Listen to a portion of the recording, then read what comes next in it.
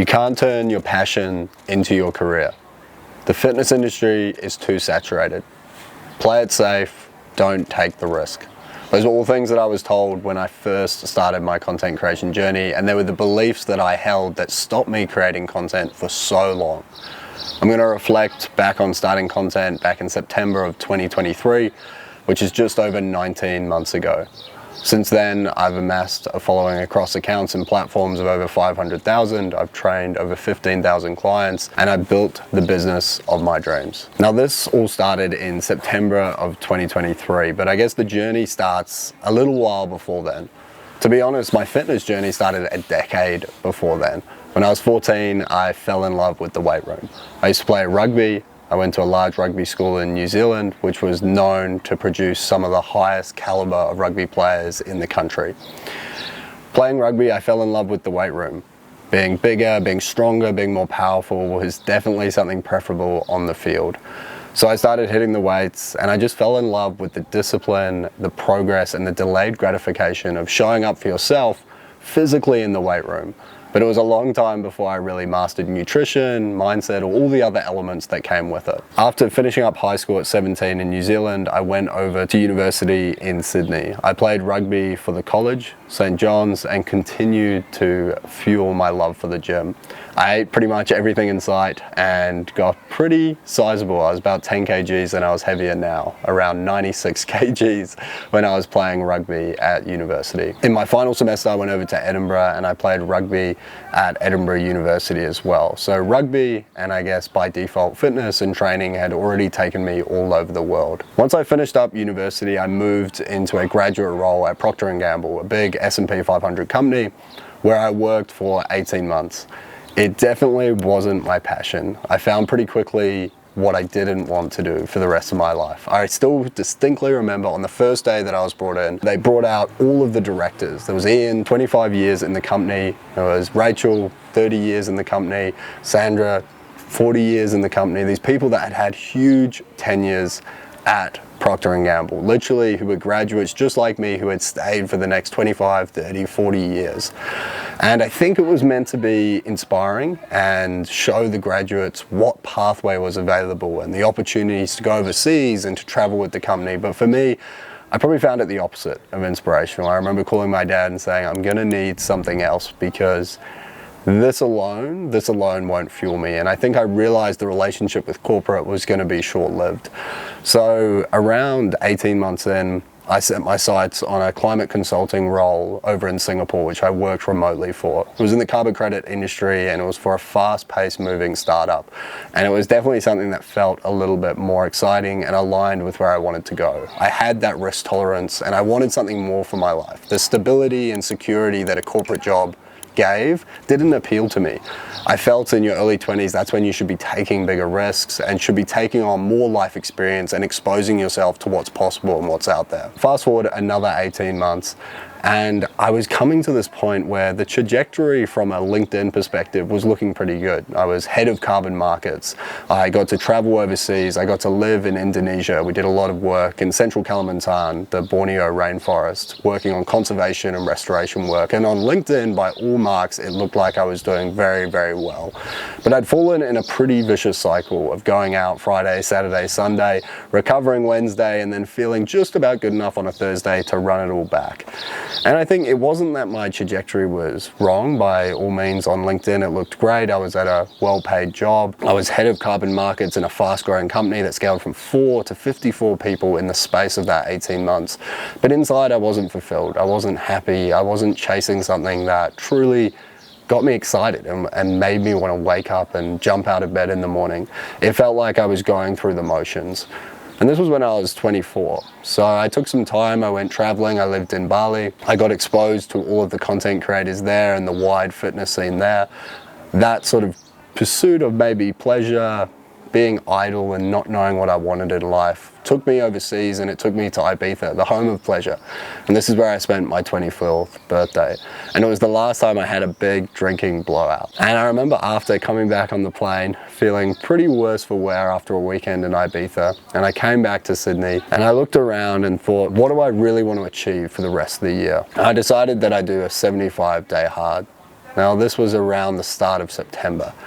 I decided that 75 days of no drinking, of working out twice a day, of getting my 8 hours sleep, of journaling every day, and one crucial component that I added on the list, which was posting every single day. And this was the birth of Alfie Gets Hard, hence the name. It was my 75-day hard transformation, which I wanted that physical and mental clarity coming off the back of a pretty pleasure-driven set of travels, and something where I just felt a little bit lost in where my life was. I didn't really think I had clear direction. I didn't feel particularly passionate about anything I was doing, and I felt like I was on this trajectory that would land me somewhere good, but not somewhere great, not somewhere phenomenal, not somewhere that I would be proud to tell my grandkids of. So I started Alfie Gets Hard, and definitely it was an interesting experience of putting myself out there on social media. I created a new social media account, something I'd recommend to everyone. Set up a new profile, 2 reasons: social liberation, just because you don't want to be bombarding your friends that follow that private personal account for whatever reason. They probably follow it for you, not your fitness journey or whatever you're going to post on. So having that social liberation where I didn't feel like I was annoying my existing friends. And the other side as well, where it was a clean slate. It allowed the algorithm to send the right content to the right people. Again, the algorithm's always trying to help you. Meta get paid the longer people spend on the platform. So if you can send the right content to the right people, then it's doing its job correctly. So it also helps the algorithm, because instead of determining where it should send the content on my existing private followers, which was a whole blend, some into fitness, some not, it got a fresh start. And it knew that the followers that I was accumulating there were only into fitness. So I got to double down into that audience. Now, when I started that account, I had around 2,000 followers, let's say, on my private account on Alfie Robertson. And when I started that fresh Alfie Gets Hard account, I think about 80 people followed. So it gave me a pretty good indication that 80 people from the 2,000 really wanted to see my fitness stuff, which was a nice indication of, okay, these are the 80 people I'm posting for, not for the 2,000. Now, I think one of the first things I experienced was a lot of talking behind the back. I mean, a lot of friends, maybe some of them to the face were, you know, oh, that's great, well done, supportive. There were very few that were actually supportive from the very, very beginning. And that's fine. You don't need that initial support, you just need to start. And people are always gonna laugh behind your back, and it always feels cringe and a little bit weird. And even now, I still think to myself, it feels weird speaking to a camera in front of people and filming yourself at a gym. I was at a local gym in Sydney. It was a Fitness First, and I would go up there and I would film myself on my lunch break. I'd be out on the outdoor balcony, which is great because it was outside in the sun. The only pullback is it had huge glass ranch sliding sort of windows where everyone in the gym could see you. So I guess I was on show to all the people doing cardio as I filmed myself and set up my tripod, which no one feels cool with 80 to 100 followers, filming yourself, talking to the camera like you're a big shot influencer. Not that it feels cool now, nor have I made that status, but I think it's more about when you start, you have to believe in yourself before anyone else does. I did this on the side. I would create content outside of work hours. I would get up early. I would think about what I have to post that day, and I would do it in the evening as well. And it was easy because 75-day hard, it gave me a lot of structure. So I actually started to buy back a lot of time in my day. And before this, I'd never abstained for alcohol for such a prolonged period of time. It taught me 2 things. 1, the mental clarity, and 2, that I just had so much more time in my day. Not feeling shit all the way to a Tuesday, Wednesday gave me a lot of time back. Suddenly I wasn't going out on the weekends, so I had the evenings on a Friday and Saturday, but I also didn't feel horrible on a Saturday morning or a Sunday morning. So I had that time and I utilized it. Again, they say that it's not about your 9 to 5 holding you back, it's what you do in your 5 to 9. So it's leveraging what I was doing outside of that and giving me an opportunity to start creating content and building some value and documenting my journey. You don't have to be a finished product. I definitely wasn't. I was documenting the journey. Now, I had 10 years of training behind me, which helped, but I was documenting my journey, going through this exploration phase of no alcohol, of self-improvement, changing my life. And people wanted to come on that journey. Now, fast forward to October 2023, it actually took me 45 days to get to 1,000 followers. So it's pretty slow growth. What I noticed early on was, despite it was a small amount of followers trickling in, what I noticed was people were actually really enjoying the content, and I was getting more support from strangers on the other side of the world than I was from my friend group around me. I think that's something you learn early on. We actually vouch and back strangers a lot more than our own friends. We support their dreams because we don't contextualize it against the person they were.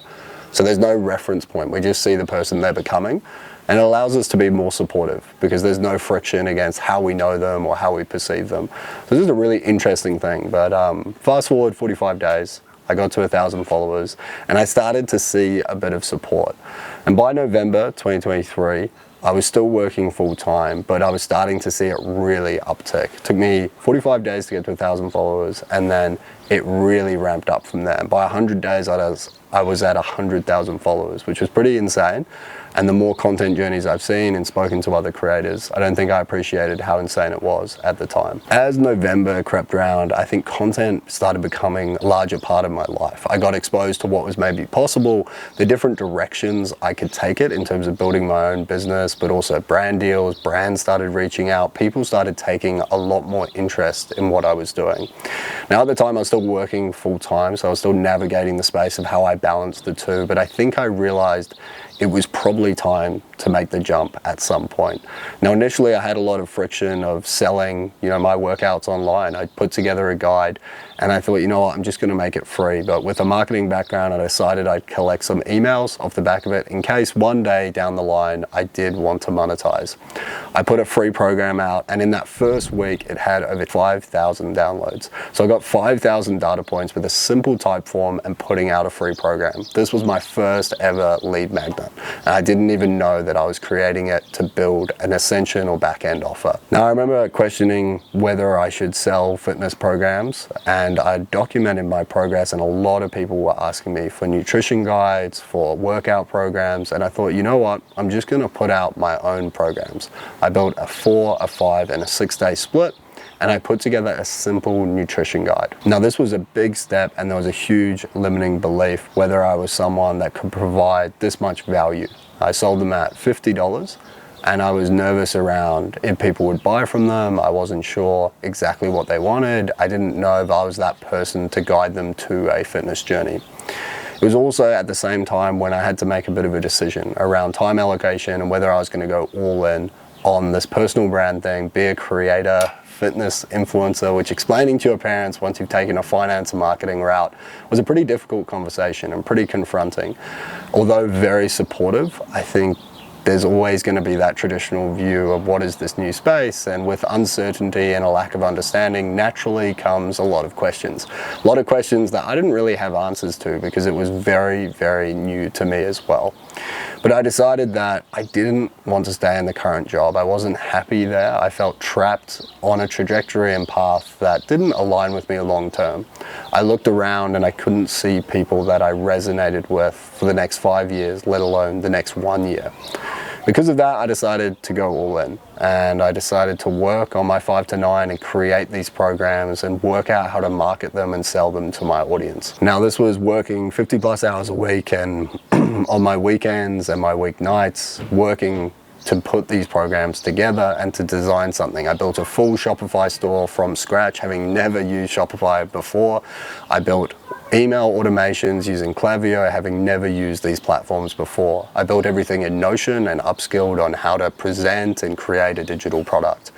And by the start of December, I had my very first products ready to go live. Now, this was a pretty crazy month that would change the trajectory of my view on content creation and I guess my life path. This first month, I hit $40,000, which at the time was around a third of my salary in a single month. This opened the eyes to what was possible through content creation. Through leveraging an organic audience that I had built, I created a valuable product that was sold at a low ticket that managed to scale to over 800 customers in my first month. It was pretty crazy. And even looking back now, it's a bit of a pinch yourself moment. When the Shopify sales started coming in and I saw what I was creating, and I saw the feedback I was getting and the emails and the positive messages, it was definitely a realization of what's possible through digital products and through building an organic brand and the amount of trust that you can build online. Now, This, I guess, reflected a decade of training, of going through plenty of strength and conditioning programs through rugby and through being dedicated and disciplined to get the physique that I have and build that over a prolonged period of time. That was being reflected in the product that I was putting out, and I'd condensed all of my learnings, everything I'd taken from everything I'd read, brought on, practiced, and put into practice myself, and now I was living and breathing it and selling it online. Again, this was such a life-changing moment, and just before Christmas, I sent in my letter of resignation to my job. This was a huge moment, and although 40,000, you know, a third of my salary, I'd built up some savings and I'd done various other things on the side, it wasn't so much the financial, it was the acceptance that I was going to take a very unfamiliar and uncertain path, a path less traveled, one of a creator, fitness influencer, and all of the stereotypes that came with that. I was used to being the corporate 9 to 5, wear a suit, go into work. This was very left field. And you know, I knew that Christmas was coming up. I was going to have to explain that to relatives, to my uncle, to my aunts. Just a difficult conversation to navigate when you don't have a lot of the proof and the answers. So at the time, it was a really big decision, and it was a huge mental roadblock that I think prolonged the decision for a long time. But as of Christmas, I decided to go all in, and starting the new year, I was going to be a full-time content creator. And this was really the start, and it really started rolling from there, where I suddenly had full-time, as in I could put all of the hours in a week into my content. The content accelerated massively. I could also optimize my funnels, my landing pages, my Shopify, and start building really, really solid workflows that I could market and scale. And this is the power of, I guess, going all in. I'd always been someone that had my foot in the door and always been a bit of a halfway house of trying lots of different things, which I think is really important as it increased my exposure and allowed me to learn lots of different skills, but I'd never really gone all in on something. So to go all in on my personal brand, it felt like the best decision, where I was basically just backing me and being like, I have the ability to do this. And although it was scary and although there was risk, I was willing to take that risk because the risk was worth it, knowing on the other side what could happen and seeing that unlimited upside with pretty minimal downside. Worst case scenario, I told myself I could go back to a job that I already had. So the worst case scenario, which there were plenty of people that looked at me and said, oh, but have you thought about this? What if this happens? I remember sitting down and telling my mum, and we had this, around New Year's, we had this dinner, and we were at dinner, and she said, but what if just Meta ends one day? What if the platform, what if the server just shuts down? It's like, that's how much, I guess, prejudice is maybe the wrong word, but that's how much like of a limiting belief around it there was, that potentially the platform that I built my following on and was planning to use to monetize could just cease to exist one day. So I think it was overcoming those small things and realizing there's risk with everything we do in life. And you've got to go all in on yourself at some point. And what better time to go all in and take that risk than in your 20s? When you're young, the downside is very low. You could go back to a job that you already had. You don't have a mortgage, you don't have kids, you're in a position that it's time to take that risk. Whether in your 20s or your 30s, I think there's time to really evaluate where are you heading, where are you going to be in the next year, if not 5 years. And if that's not aligned with where you want to go, take that risk, because no one is going to come and do it for you. And that path that you're on, you're going to be pretty set in stone if you don't start making some changes.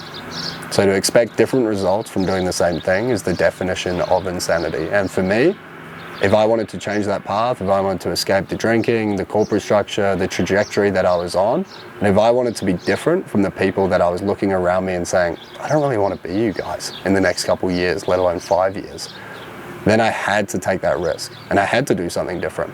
So I did. Now, February was a super interesting month. February was a time where Marley, my housemate at the time, he was doing a medical placement over in Peru, and he wanted to go do Salcantay and Machu Picchu, and I said, yeah, let's do it. So I booked flights, and this was my first experience of balancing travel and work and content. It's the first time leaving Bondi after summer and going to a new country and documenting that process. And I think I'd always grown up watching Jay Alvarez and all the other big travel influencers, and now in a way I'd sort of become a bit of a travel influencer where I could go to these places, document what I was doing, document running in Cusco, document meeting people, going on Salcantay, and it was a pretty awesome experience.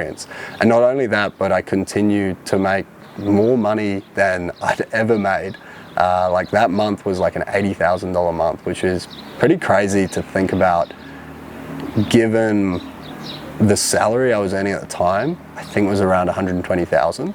So then 80,000 was a huge chunk of money while I was still traveling.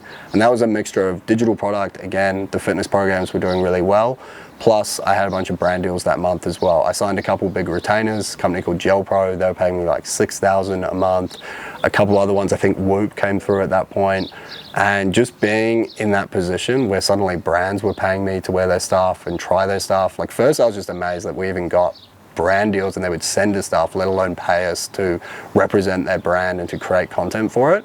And the other side was the fitness programs, which were this amazing digital product that really began to scale. I think for me, it was opening my eyes to what was possible around building an audience and also how much people valued that audience. Brands, people I respected, people started reaching out and they were so interested because I could gander the amount of attention that I was getting. And for me, it's become that attention is the new modern currency.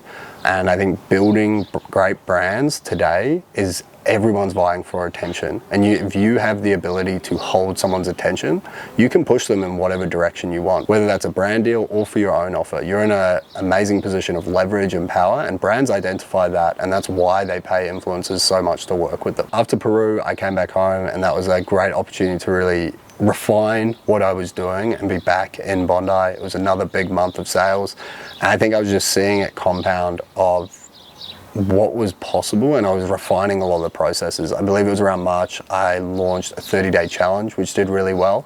Again, at this point, I was doing pretty much all low ticket. I had a few one-on-ones of people that reached out, but I wasn't advertising it. I was doing everything through low ticket. Then in April, I got the chance to go out to LA for the first time. Never been to LA before. Went to Muscle Beach and all the places we'd seen in Pumping Iron. We got to go and train in Venice, and that was such an amazing opportunity to go and see a very different part of the world, and something that for me, we had a big audience in the US, and it was the strangest feeling walking through Venice and being stopped and being recognized. We went to our first coffee and chill event. We also went and traveled with a guy who became a massive mentor, who was part of my network that extended through content. This was a guy who is incredibly successful in his own right, runs a big family office, multi-billionaire, and he reached out back in December, and we've been training together pretty much ever since. But that was in January we started training together, and seeing him take us to these amazing places and travel with them and get a new perspective on, wow, the world's a lot bigger than just outside of New Zealand, Australia, and seeing other parts of the fitness industry and how they leverage things and how they make the most of the opportunities. And we got intro to various people, supplement brands, other brand deals, coffee and chill, wellness events. Such an opening up of the network, which was pretty awesome. And April was a real formative month to what became the plan for the rest of the year. In May, I went over to France and Switzerland. Again, I love to travel, and I think the freedom to go overseas and be able to be geographically unrestricted on where you want to travel is like the most amazing feeling.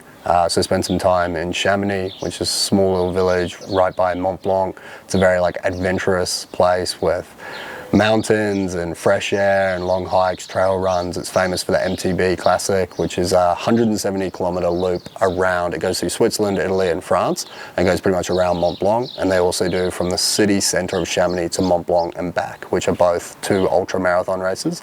I'd love to do both one day. Need a lot of training between now and then, but to be able to be based out of there, still working, still earning great money was awesome and so eye-opening to what's possible. June, we headed to New York, and that was a pretty crazy time, meeting some other creators in New York. Again, we got connected through Coffee and Chill. They're about to open their New York branch, so we met the person who was running it out there. She's also a Nike ambassador, and we got to see some of the really cool wellness things. I think the US showcased what probably is to come in Australia in the next couple of years. I feel like Australia and New Zealand even more so, but Australia's a couple of years behind the US in terms of developments of wellness scene, whether that's supplement, whether that's activations, events, whether it's wellness centers. They just seem to have that capital and investment that's available in the US and the interest in the industry. So Australia lags a little bit, but seeing that in New York firsthand was awesome. July, we spent some time in Mykonos and Greece, and we basically island hopped. Jake, James and I, we spent about a month island hopping through all the small little islands of Greece, working on our laptops online and really living that nomadic life, which was pretty awesome and crazy. Obviously escaping a Sydney winter, which is always a good feeling, as we went to really warm tropical weather. We went back to New York. A brand flew us out. I now work with WAP, who's a payment processor. They flew us out to New York. We caught up with Ross from Cadence, which was awesome. He's built like an incredible brand out there, and it was good connecting with him. WAP was super interesting. They were just coming onto the scene. They just did a Series B at 770 million. So they're absolutely smashing it, but this was right before their Series A. They flew us out, and they were just entering sort of the creator space, and they had a few competitions which we ended up winning, and they flew us out with a few other creators, and we got to spend some time in New York and just see everything New York has to offer through another lens, and it was great to be shown around by a local like Ross. This was also the craziest moment when I was standing in New York Times Square and I looked up on the big screen and we had the Pure Body, both Jake and I standing up there. We had the logo, Pure Body HQ, train with the best, become your best. And that was a real pinch yourself moment. WAP had flown us out and surprised us with that to congratulate us on winning the competition and all of the work that we'd done. So seeing that and seeing it being shown on such a world stage, in a stage that I'd seen but never been to, was a pretty surreal feeling. After that, headed back to Sydney for summer, and that was when things really started cranking. So we moved from just doing low ticket, which again had been like an amazing scalable offer, but then we adjusted and moved into high ticket. And high ticket gave us an opportunity to service maybe fewer clients, but service them really well at a higher price. So we had more time per customer, and what it led to was a massive increase in our total monthly revenue. So this was a pretty crazy feeling of really putting in proper infrastructure and systems and allowing ourselves to work more on a customized one-on-one experience rather than just selling these sort of do it yourself, here's the program, go and do it. We actually started onboarding clients, having onboarding calls, working one-on-one with them and understanding what did they really want to solve, rather than just giving them a boilerplate, you know, here's a $50 program that we were previously selling as a digital product. This was how can we deliver a really high ticket white glove service, and that led us to a crazy month in November. And then December was like building on that, and we were literally doubling revenue month on month, which was a crazy feeling. In December, I also decided that I wanted to launch Amplify, and a big thing for me was having a finance and marketing background. I knew as I built my audience, going through the runs of creating my own personal brand and monetizing it, I wanted to teach the next generation of content creators and shortcut the success that I had in the most streamlined possible way. So I actually ended up bringing one-on-one clients on, and I did a high ticket service where I brought on one-on-one clients, and I ended up scaling up and having a lot of one-on-one content clients while I also had the fitness clients. This then led to create what is Amplify today, which is a step-by-step process on how to build and monetize your personal brand. I split the community into grow and convert. Grow is obviously about launching your personal brand and growing it, so all the fundamentals across the social explosion, ideation, storytelling vault, which is how to execute on that ideation. I've released my content templates, which is a templated approach of how to create content and execute content at scale. And now we're investing heavily into tech to scale up this MVP. We have 6,500 users of the templates today, and we're using that as an MVP to validate a full iOS suite app that is going to be, it's not even a competitor for CapCut, it's at a premium. We want to compete with people who are working with editors around that $30 to $50 price point. We want to basically believe that we can lower the barrier to content creation where you wouldn't need editors, and we can still deliver really high quality content. So for me, this was like the first stage of solving content creation for other people. I'd always lent in Marley, housemate, with Jake, with his monetization. I'd lent in and given a lot of advice to my friends, and that helped them build audiences or monetize their own. But this was the first time bringing on clients and sort of formalizing that process and really thinking about, okay, well, I've clearly built a personal brand, I've clearly monetized it myself. How do I teach other people to do that? And the more clients I brought on, the better I got at solving that problem for them. And that created Amplify, which is my community that I built around lowering the barrier for content creation.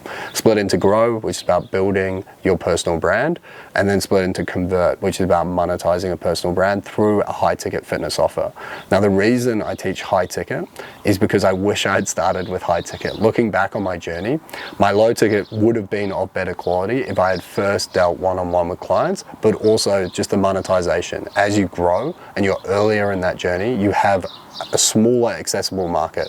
Your engaged leads that you're targeting are smaller, therefore bringing on less clients at a higher price. You're going to have more revenue, but you're going to have more revenue per customer as well to fulfill each client's needs. The closer you are to that problem and the more you can build that relationship over time, the better you get at solving it. The better you get at solving it, the more scalable deliverables you can create for yourself, and you can start removing some of that proximity from you.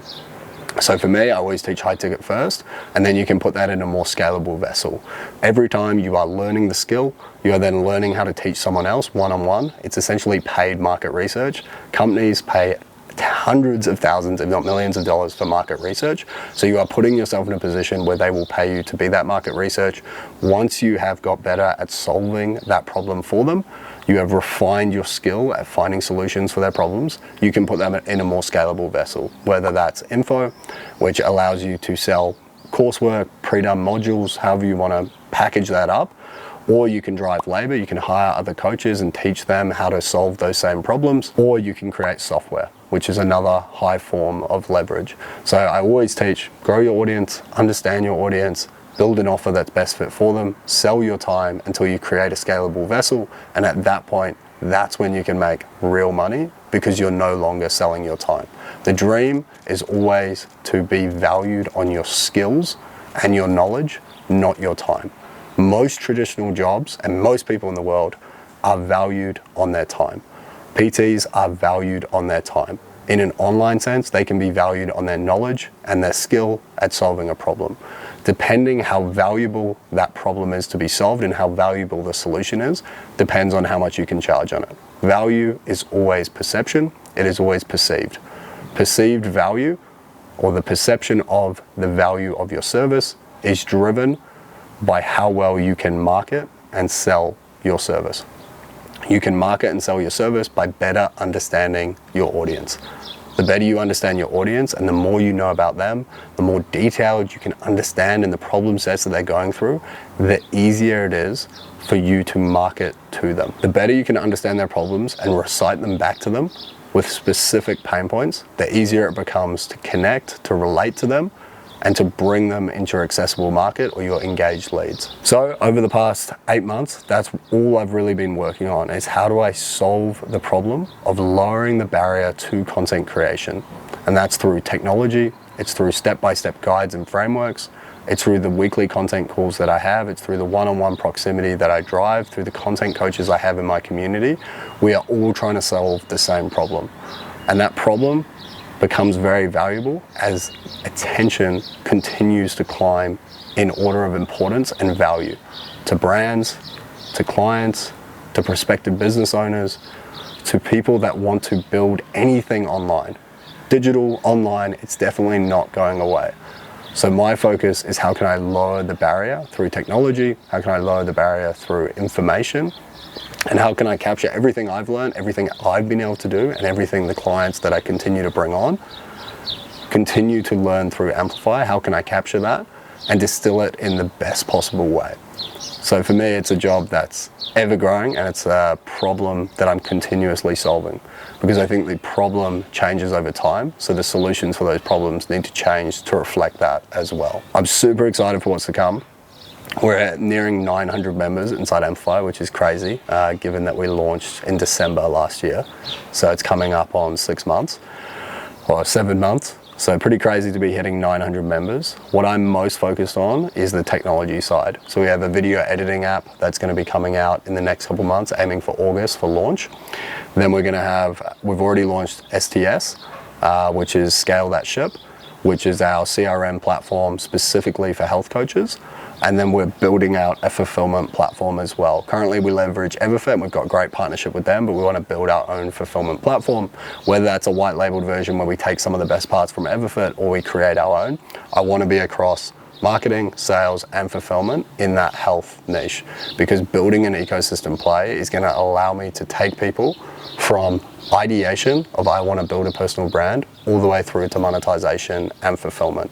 And I truly believe that something like health, it's one of those pillars that is not going away. People are getting older, we're having more emphasis on our longevity, on our fitness, on our well-being, we're connecting physical and mental health. So to be able to provide the resources to impact more people's lives through the coaches that I impact is the highest level of leverage for me to impact as many lives as I want to.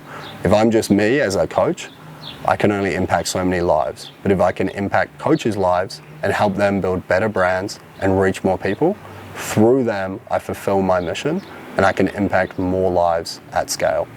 If you're interested in the journey and you want to know more, follow along. I think it's going to be a pretty epic 12 months coming up. So I'm still learning a lot. I'm still new. I'm 25 now. And if you asked me 18 months ago, what do I think of the space? I would have a lot of explaining to do to myself, because I've learned so much in 18 months. And the best way you learn is by doing. So if anyone's interested in content creation, if you're interested in marketing, digital marketing, my biggest advice is just start doing. Start creating, and what better brand to market or create than your own.